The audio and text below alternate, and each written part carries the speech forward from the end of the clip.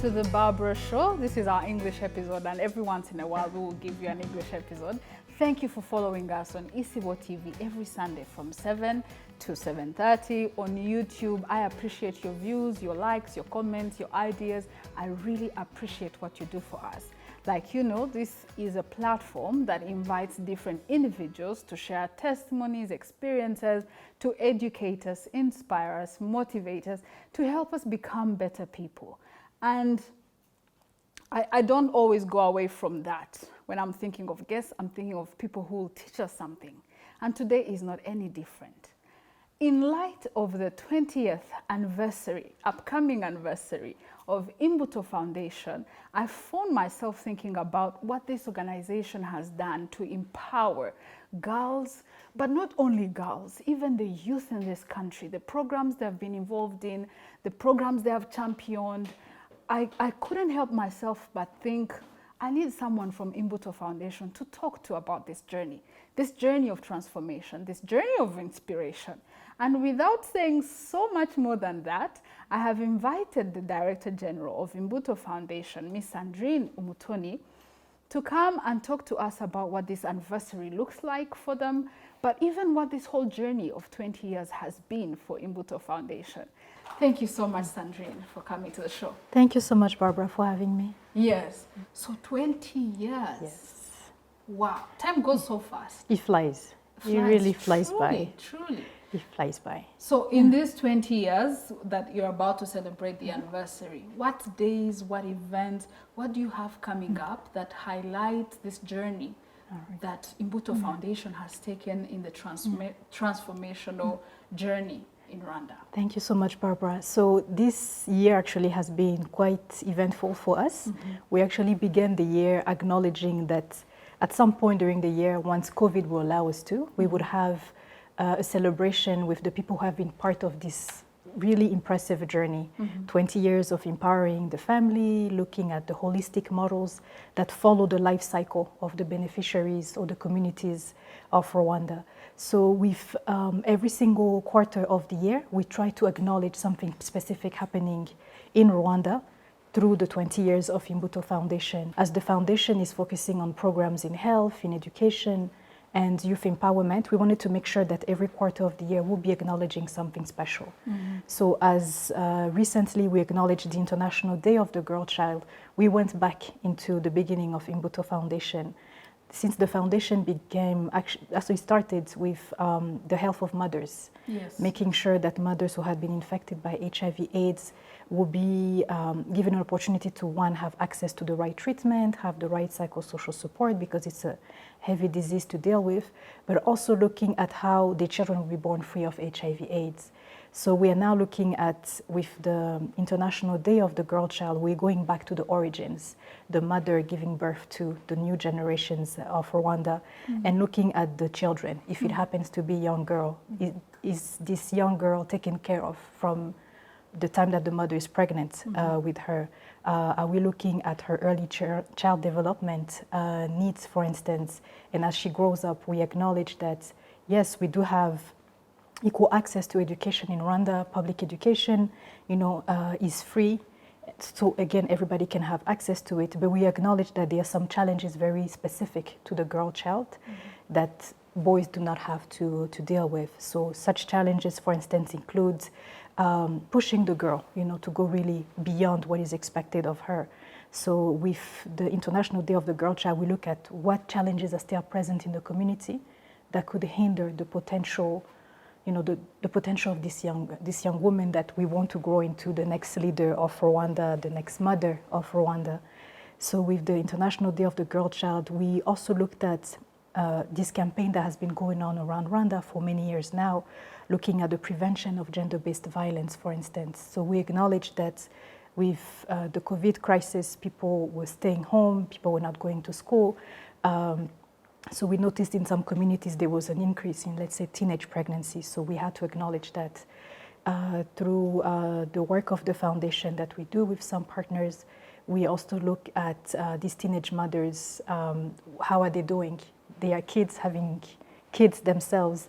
So can we talk about their mental health, for instance? If there are cases of gender-based violence, can we play our part in connecting these young girls to the local authorities or the security organs in charge of protecting them and making sure that the attackers who are still present in the community do not get another chance to hurt another person in that community. So the International Day of the Girl Child was a heavy moment of reflection about, yes, we have come so far when it comes to gender empowerment, gender equality, but there are still some pockets within communities that really hinder the development of our young women. And as His Excellency, the President, mentioned, you can't aspire for a truly developed nation if you're leaving half of the population behind and don't acknowledge what is hurting them.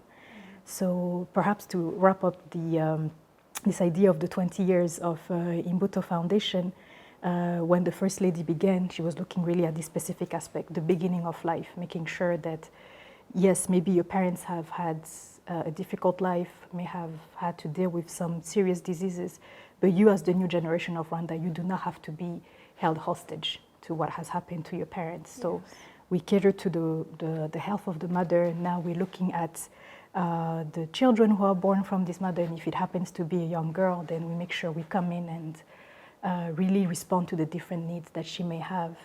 But I would say in general, with the vision of the foundation in 20 years, and it's something that the First Lady also reminds us all the time, is great, you have acknowledged this need here, but what about the next one? Yes. What about the next thing happening in the community? So same in line with the empowerment of the girl child, we're also looking at her brothers. Where are her brothers in this whole conversation of empowerment?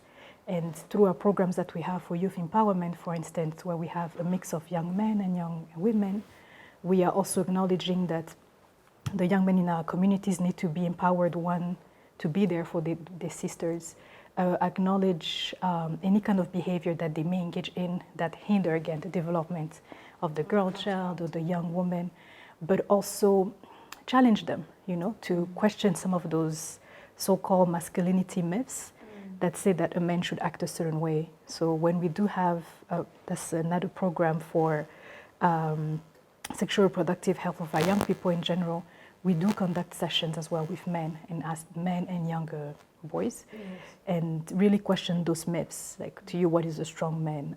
Why do you think it is your right to look a certain way at a woman or at a young woman in general? As the next leader of tomorrow, do you think that there is really a role you have to play in making sure society itself is safe for everybody, not just you as a man, but also as a woman? So it's a lot of reflection that is still going on at the foundation. As you mentioned, 20 years. It's a heavy, heavy milestone, but it's also a moment that comes with a lot of responsibilities. Definitely. Because you realize that you've been given such an amazing platform, because we get to work with the government of Rwanda, we get to work with international partners, civil society organizations based in Rwanda. So with this responsibility and access that we have, how do we make sure that we really give 100% back, so we don't take anything for granted, and really, again, go back to the first days of the foundation where we were saying this community is suffering from something that they were not responsible for. How do we make sure that we give them the tools to, uplift themselves so they can uplift the next generation, and so on and so on. You've mentioned something around gender-based violence. Yes. What are the strides that Imbuto Foundation has made in combating gender-based violence, and how does the average Rwandan join that fight? So the work we have been doing around gender-based violence takes different forms. One of them is actually through the programs we have for girls' education. Whenever we're able to organize forums with these young girls, the young women, we try to bring in as much as possible older women or accomplished women who can serve as role models. And then part of the conversation also centers around what are the challenges that are very specific to young women in this country, or I would say in general, young women even around the world. And we acknowledge that women can be more vulnerable to some kind of violence. So it is very important that the young girl who may be still, I want to say innocent, doesn't think that people look at her a certain way, that she can hear from her older sisters say, there will come a time when somebody may, see you a different way, may think they have access to your body, and you need to understand that you own your body, that you need to give consent. If you do not give consent, then it's an act of violence, it's rape. There are no other words for it. So first, to be able to acknowledge that violence can happen, and violence can be done physically to you, because we talk about mental violence as well, economic violence, but specifically this time around about gender-based violence applied to the physical body of a woman. And then we also talk about the laws of Rwanda. Rwanda takes a very strong stance when it comes to gender-based violence. There are laws in place. There are institutions also that have been created, like the Isange One-Stop Center that was actually initiated a number of years ago through the support of the First Lady of Rwanda. So with the Isange One-Stop Center, for instance, where it is an area where all the services that need to be provided, from the medical support to the legal support to the victim of gender-based violence, actually can be addressed in one place. So again, through the work we do, through the different programs with young women, we also try to make them understand that there's a place in the community, and generally it's within the district hospital where they live, that they can go and report a case of sexual violence, for instance. And then we also try to educate her surrounding community, because there's still a culture of silence around gender-based violence for many reasons. But the first step really that we need to understand is, if we strive to have a safe and secure country for everybody, it would not make any sense that those who are targeted because of their gender do not feel safe, or once something happened to them, that the community decides to keep it silent, because then all of a sudden, not only you've been the victim of the crime, but now you have to carry the burden of the crime and the shame that goes with it.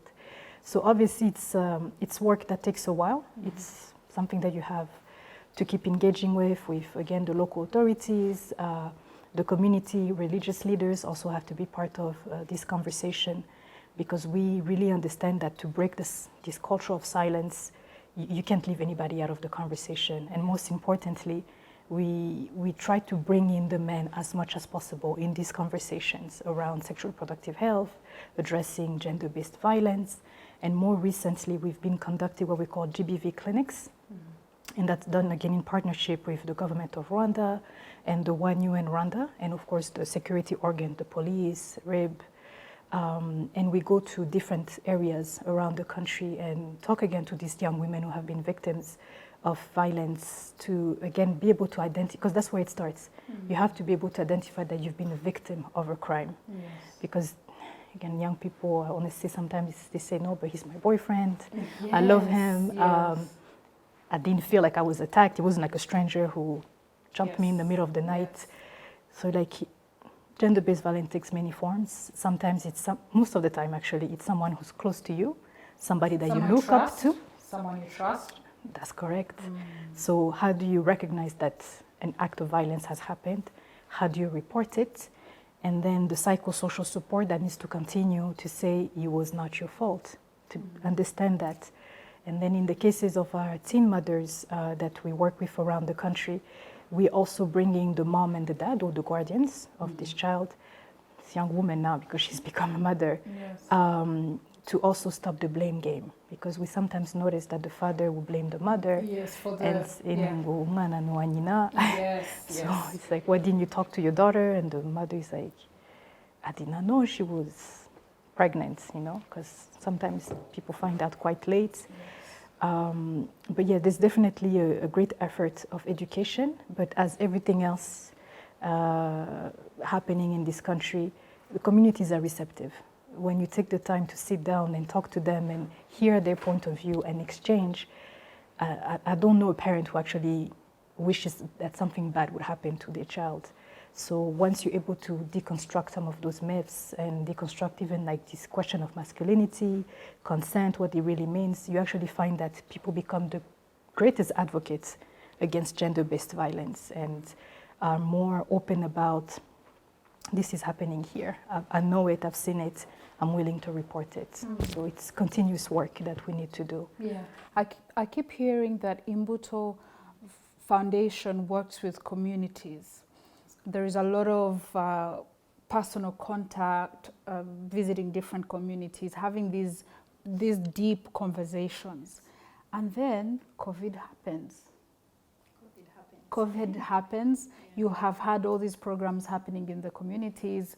You have mentoring programs for the youth.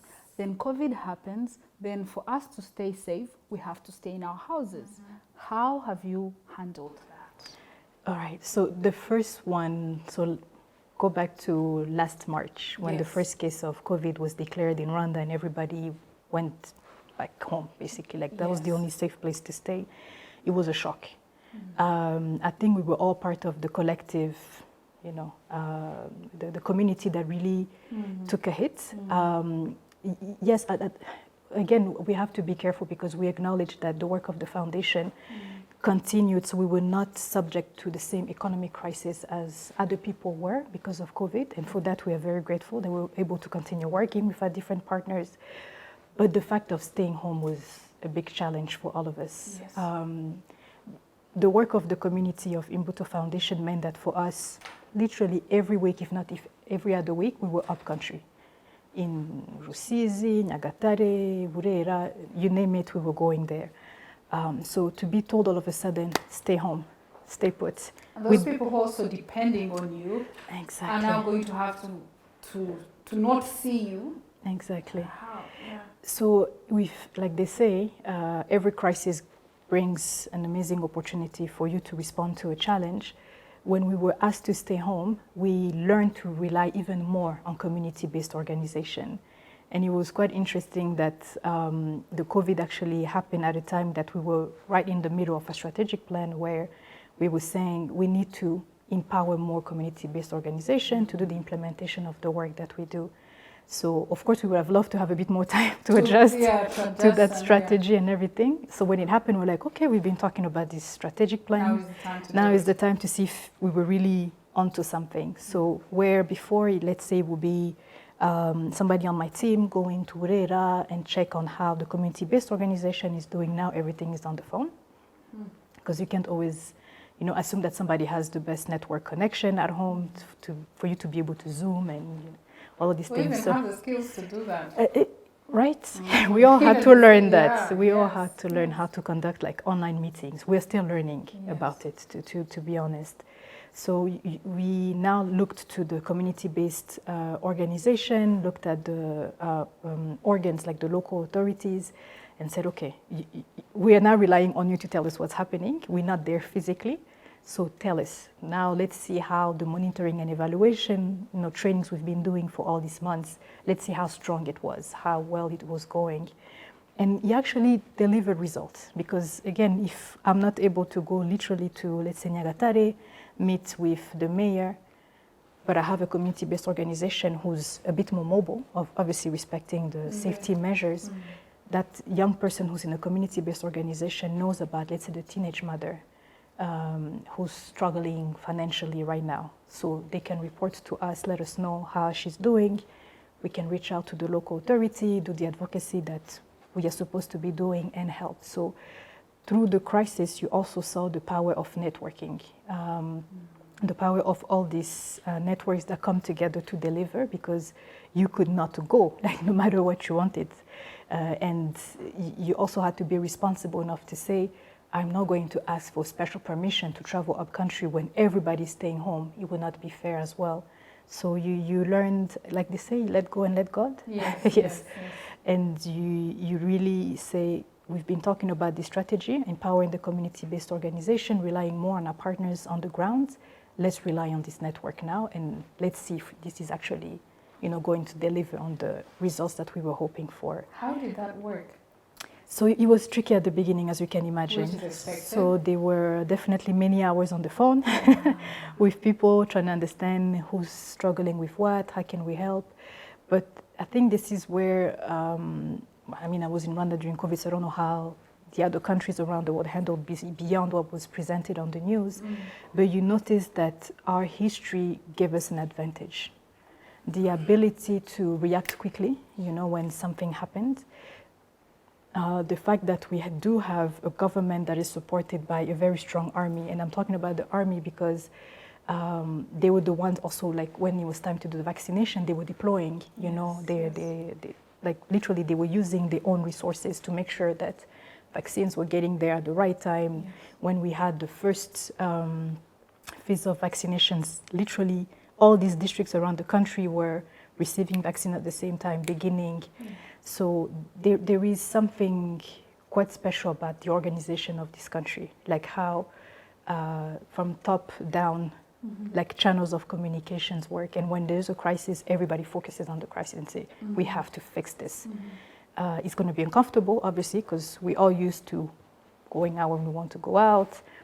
We like to see each other for meetings, and we have to learn to stay home, look at that screen for hours and hours.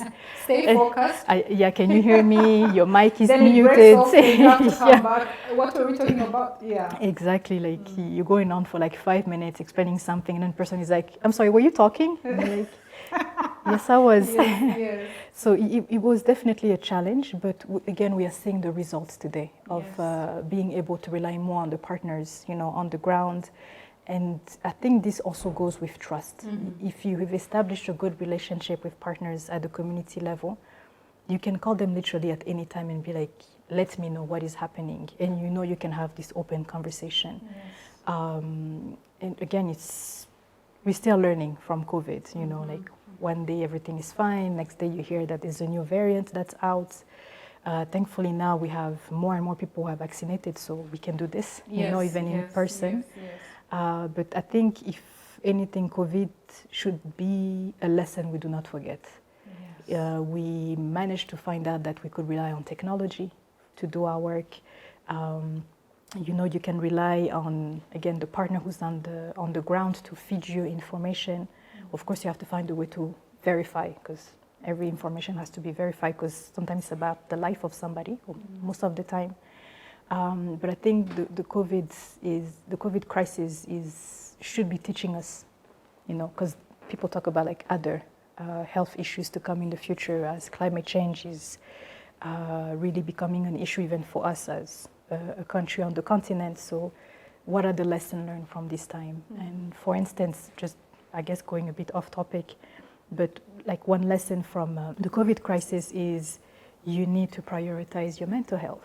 Yes. You definitely need to invest in it. And with people working from home, internally we were also acknowledging that we all have like different family situations, different age groups.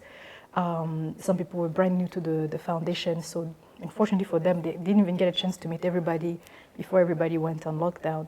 But how do you cater to your mental health, like of your staff, for instance? How do you acknowledge that people who work from home and have children, at home at the same time, you can ask them to be available at any time. You have to become flexible. You can say, okay, morning meetings do not work because you're helping with the homework. Exactly. So let's be flexible, but also paying attention to the beneficiaries' mental health. Because, like I said, we were fortunate enough to be able to keep our jobs. We didn't have to deal with, because we know some people were laid off, some people had to see like the salaries decreased. Fortunately, we were able to keep working the way we were working, but we acknowledged that the life of our beneficiaries were not always the same. So there again, we looked up to the government when they were putting in place like different campaigns to help the most vulnerable ones, the ones who were most affected by the crisis. Actually, at the beginning of COVID, I don't know if you remember, the first few months, actually, the government mobilized all the senior officials to donate their 1 month. salaries. Exactly. So again, that's what I'm saying, that the history of this country has definitely shaped the mindset of our people, where we say, you know what, when it's time to step in, we step in. 100%, exactly. So Imbuto Foundation empowers youth through Atranda Ubuhanzi, and you empower young entrepreneurs, innovators. Do you have future plans for such programs moving forward now? Yes, so those two programs you just mentioned are part of our youth empowerment unit, where we say, okay, young people make the largest demographic group of Rwanda. Yes. We believe that they will be the ones who take over after us, after we're no longer doing what we are doing. So what is our responsibility now again as an organization that has access to different resources, access to different networks, or what have you. So the first one you mentioned, Art Rwanda Ubuhanzi, which is a very, very special program to us, because we got to travel all around the country again, but this time not about health, not about, it was about one of the most beautiful things in life, which is art and discovering talent. And literally you will go into some of the most remote areas of this country where there are no art schools, no music school, whatever, and you find just raw talent, So there is this great journey that we embarked on with, again, partners from My Culture, partners at the UN Rwanda, but also KOICA, the Korean cooperation, where we were able to identify all these young talents, bring them into those who were selected, because it was a selection process, take them through an incubation. And through this incubation, we were strengthening the entrepreneurship skills. Because for this project, it was not just about talent detection, but it was also about, is it possible for us to create jobs through the creative industries and cultural industries? And the answer was yes, a resounding yes. But what was missing, and we're still working on that to some extent, is how do we empower these young people to run their own business when their business is their art, when their business is their talent. So last year when we were going through the tough time of COVID, we also noticed that the cultural industries were among the ones that were the most hardly hit by the crisis, because people were not talking about, having concerts on Zoom, like now you hear about it. At the time, people were staying home, and again, they were that one particular industry that was hit in a very specific way. So we came up with another idea again through the Art Rwanda Ubuhanzi, was to, open up a fund to about 29 artists and enterprises, looking at, cultural entrepreneurship, for instance. And through this program, we were able to, again, give them a certain grant and say, you've been hit in a certain way. If you were given this much money, and it was about, if I remember correctly, 10 million Rwandan francs per initiative or per artist. If you were given 10 million Rwandan francs, what would you be able to do? But again, because our resources are limited in the sense that there's so many priorities, again, that were heightened by COVID.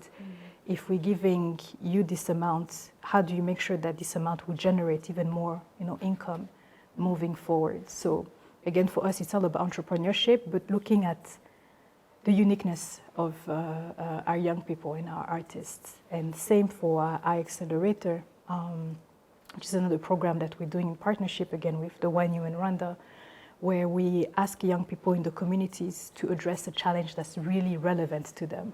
So for these young people, we talk about sexual reproductive health, for instance, and then we added the challenge of mental health. And we say, okay, you are young, you're full of ideas, tell us, one, what you consider to be an issue, what would you like to address, and then give it to us, but under a business form. Because again, we're talking about creation of employment for young people. So these solutions have to be viable from a business perspective, but again, there is this mentoring that goes along with it, because young people have amazing ideas, but the world of entrepreneurship is harsh. It is. It is harsh. So you need to be, mentored with people who have made it before you, who can tell you about all the mistakes they've made along the way, so you know what to avoid. But the mentorship is really about teaching you about how do you, things that may seem simple for someone who's been in the business world or entrepreneurship world for a while, but something like, how do you make a business plan? What are your marketing strategies? How do you make sure that your product is really there to respond to a need on the community? And if you happen to notice that that need has been responded, do you close shop? No. How do you reinvent yourself? So this mentorship guidance, if I can call it so, is done through very specific classes that we actually do in partnership with BPN, because we believe that beyond the creativity that you have, you need to be able to also understand that when it comes to the economy, it goes beyond creativity. You need to understand the rules of the labor market. You need to understand how taxes work. You need to understand how you apply for grants.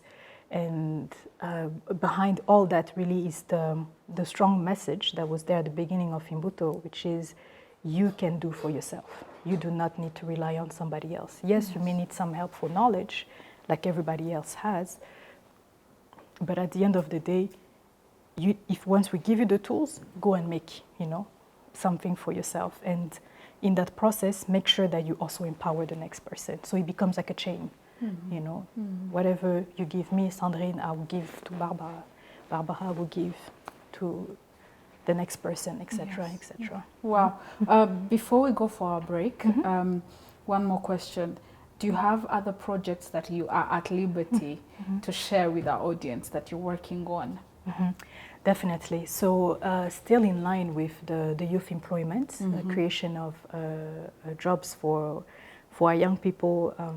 And I forgot to mention that at the beginning actually is for the foundation, all our initiatives are always aligned with government priorities. Yes. So we look at, let's say, the National Strategy for Transformation, and at a large extent, what are the objectives of the African Union, what are the objectives of the Sustainable Development Goals. So as we acknowledge that we need to create jobs for our young people so they can be competitive and really drive the economic development of our country and by extension our continent, we do want to continue with Art Rwanda Ubuhanzi. So we are now about to graduate the first cohort of our young artists.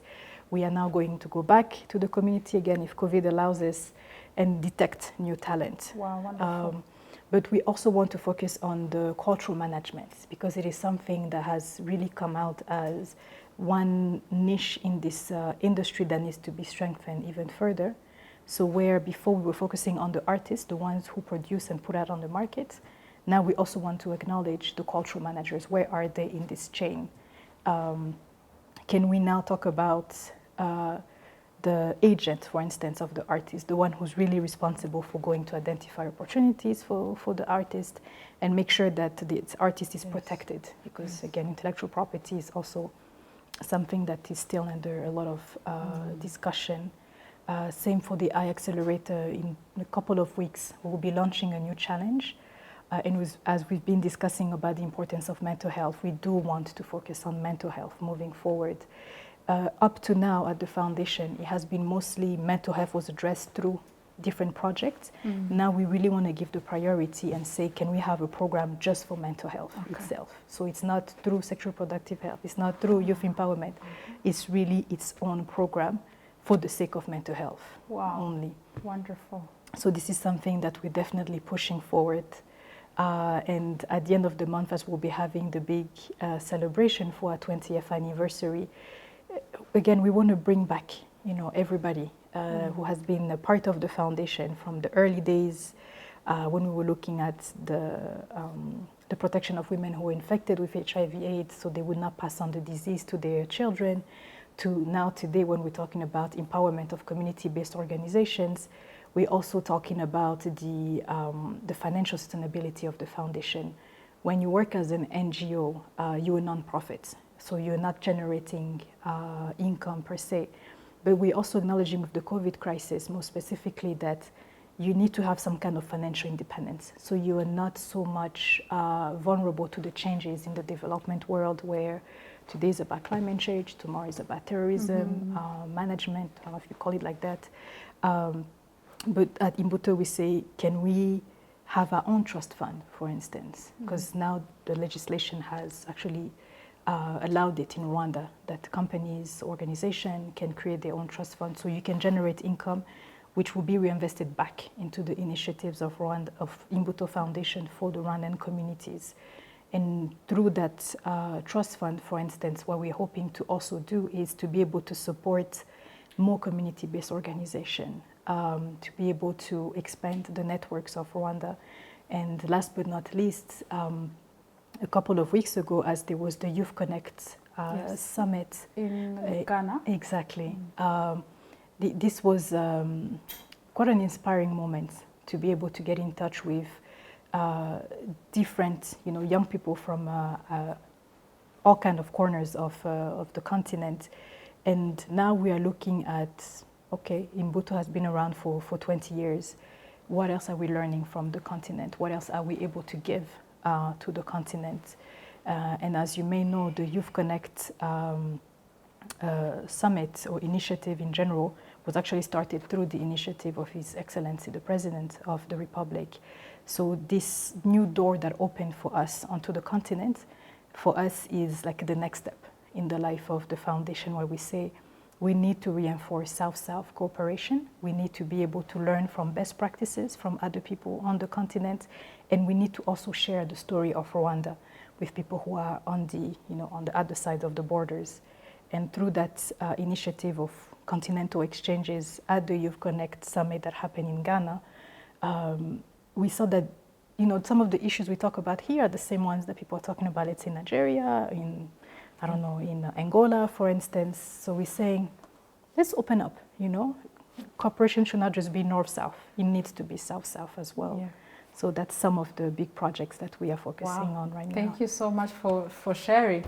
Let's take a break. We'll come back. And yes, as I said, we are soon celebrating the 20th anniversary of Imbuto Foundation. And we're learning so much from the journey they have taken. Stay tuned.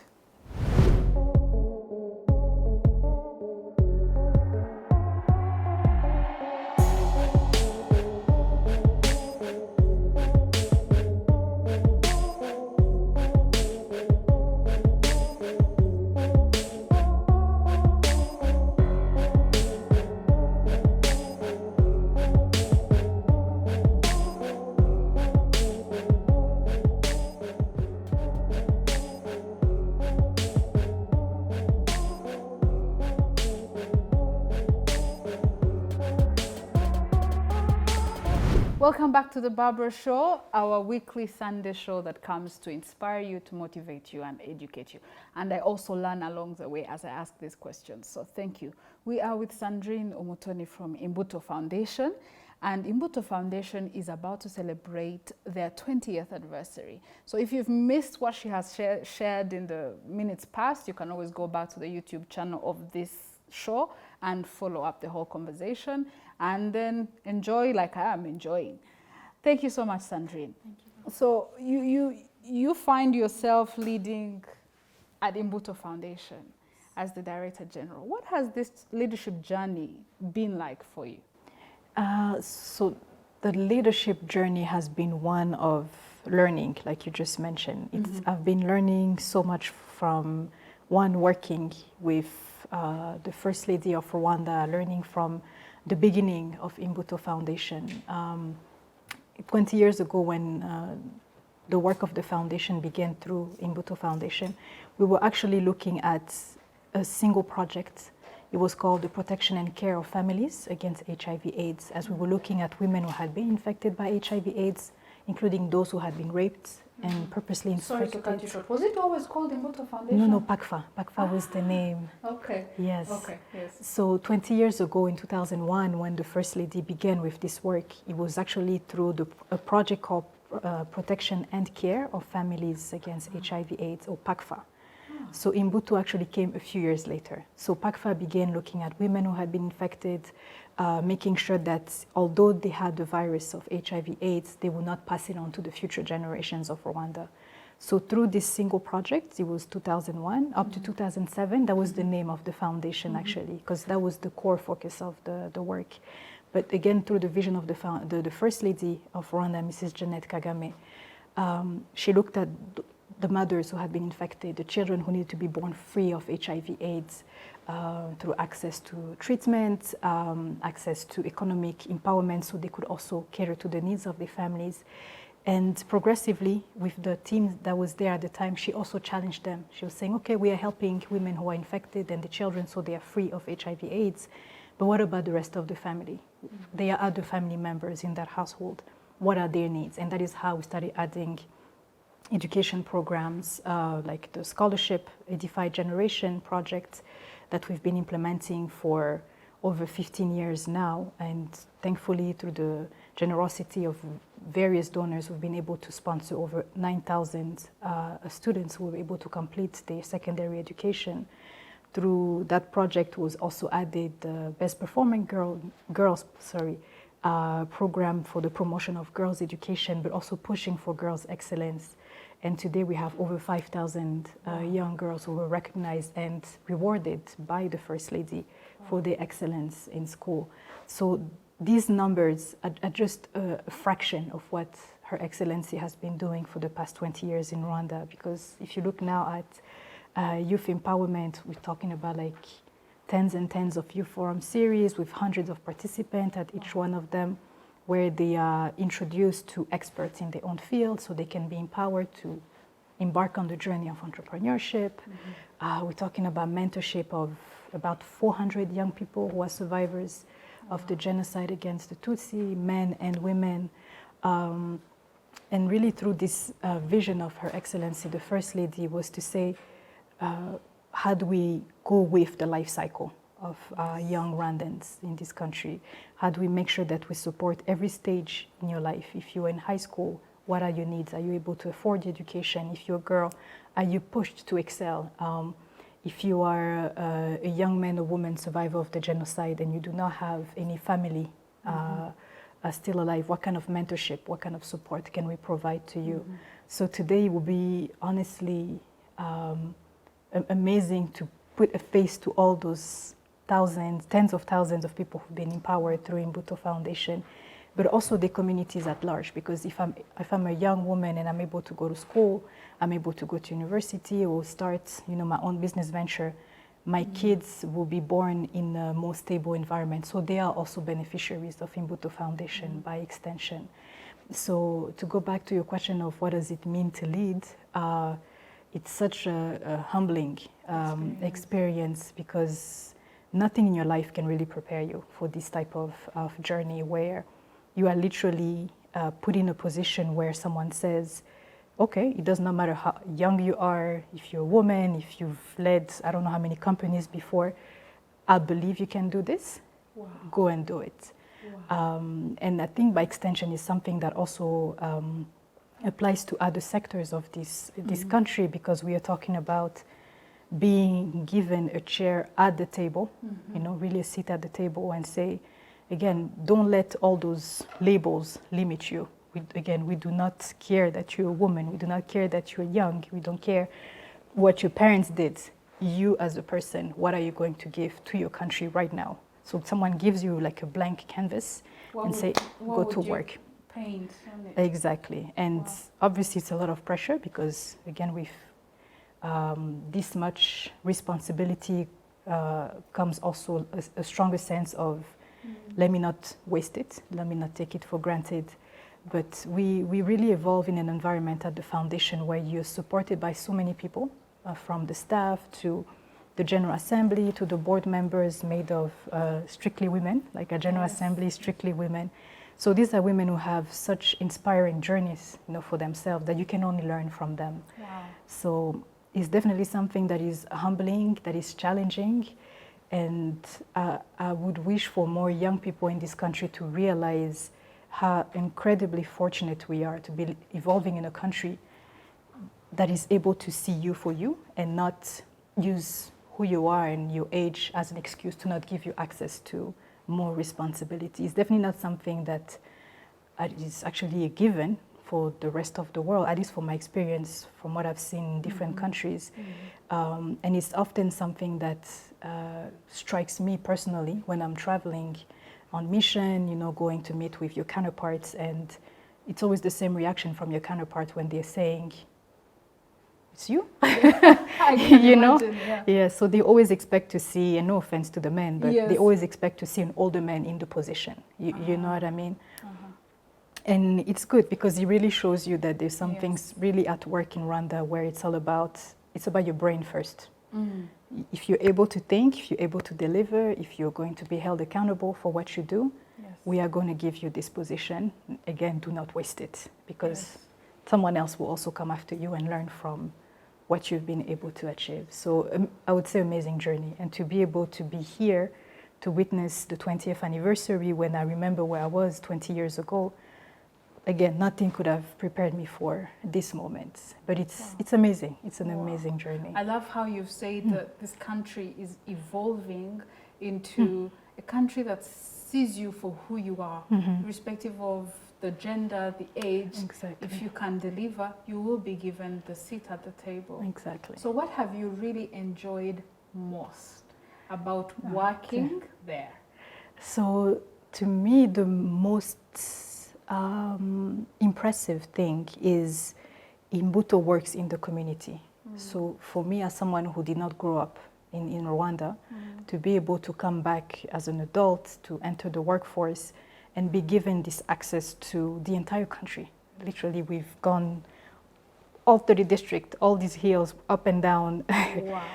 Whether the sun was shining, whether it was raining, doesn't matter. We were working in the community. So to me, it's something that this kind of open door into a word that I wouldn't say the average Rwandan does not get to see. And I can see how sometimes living in Kigali, you can sort of get lost in this is the reality and it's not.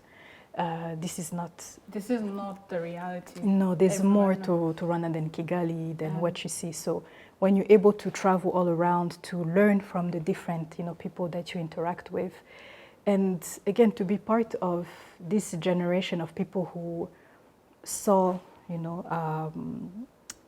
the genocide against the Tutsi take place, see the resilience of the people who survived the genocide, the efforts for the community to come back together, and now to be able to work in an organization that's really testing all these, policies every single day and delivering on them is something that is, again, quite impressive.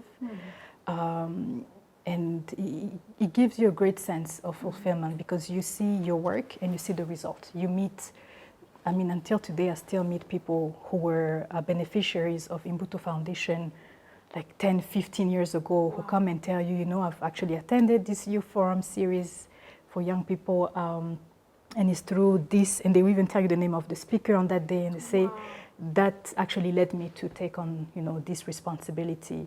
Or when you look at some of the young people who were actually given scholarship to finish their education, and today they have some like high-level positions either in the private sector or the government. Again, you see the work of Imbuto Foundation. You see the work of an organization that was able to connect the dots about the different, the vision of the country, what partners can bring to the table, but most importantly, what you can achieve when the community gets on board and you're able to have this exchange with them and say, what do you think about this? Is this important to you?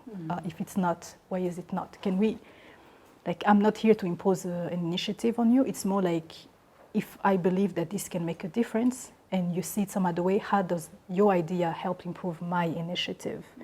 So it's a great journey. It's a great journey of growth and acquiring knowledge, and again seeing that community works, they really work, and community empowerment is not just a word people throw out in conferences. It really exists. Yes. Well, as we close this show, what would you tell young Rwandans following us in the country and following us in the diaspora? So young people, whether you're in Rwanda or in the diaspora, so maybe let's start with the diaspora ones. You belong to this country. Just because you're not here physically does not mean that your heart cannot be here, that you cannot follow what is happening, that you cannot voice what you have to say. Like I said, for many of us who grew up outside of the country, being able to say, now I have a country, is something that is priceless. So even if you are living overseas, there's still something you can contribute to, learn about your country, learn about your history. If there is an initiative that speaks to you, again, like technology has brought us so much closer. You don't need to be in Kigali for me and you to work together. So there's definitely something you can give back to your country. To the youth in Rwanda, I want to say, what do I want to say? It's, this country is for you. It really is for you. It does not belong to, I don't know, like this generation, that generation. It is your country at the same, level as everybody else who's been here before. And again, it does not matter, what region you come from, the history of your parents. this is your time. Use it to the best of your abilities. Be curious. Be extremely curious. Do not take everything you see or read for granted. Try to research a little bit more. Try to find out what is happening in the community around you. Try to find out what your colleague, is working on. And most importantly, by being curious and focusing on what else is happening around you, bring everything together and see what your contribution is. I believe that everybody is unique for a reason. Your contribution will have to be different from mine, so don't ever underestimate what you bring to the table. Do not think that because you didn't start at the same level as somebody else, that's it, that's your finish line. No, there's no such thing. You determine your finish line, so go and cross it. Thank you. Yeah. Thank you so much, Sandrine. Well, you had it. Yeah. You are the one who determines your finish line, and the country is ours. Thank you for following the Barber Show, and like I say every time, God bless you. Wakoze gukurikira ikiganiro The Barber Show. Nimba ukibonye kuri YouTube The Barber Show, kora subscribe ujye gukomeza kubona amakuru n'ibindi biganiro byinshi bikomeza kuza. Nimba udukurikira kuri Facebook, nimba udukurikira kuri Instagram, turakwishimiye cyane, no kuri Twitter muzajya mukomeza kubona amakuru, ndetse ntimukasibe kureba iki kiganiro ku Isibo TV. Turabashimiye rero ku mwanya wanyu mwaduhaye. Imana